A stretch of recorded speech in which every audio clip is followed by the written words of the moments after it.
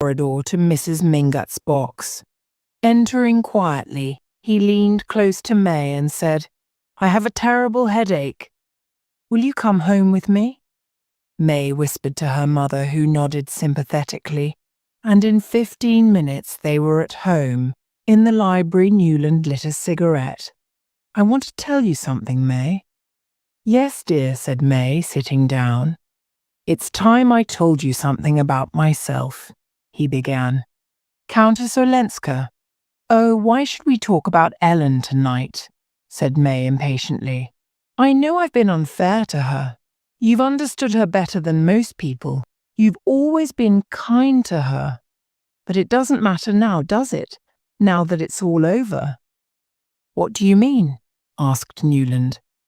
"Well, she's going back to Europe soon, and Granny approves of the idea and has given her enough money to be independent of her husband.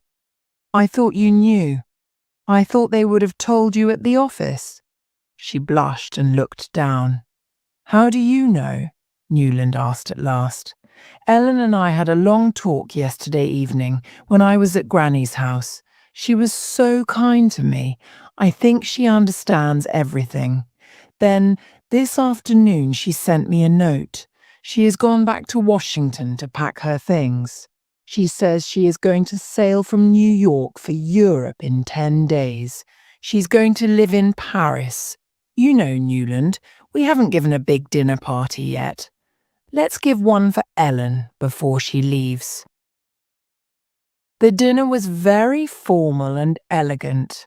Lamplight shone on the ladies' bare shoulders and on their red and blue and gold silk dresses. The gentlemen wore elegant black jackets with white flowers. There were 5 vases full of orchids on the long dining table.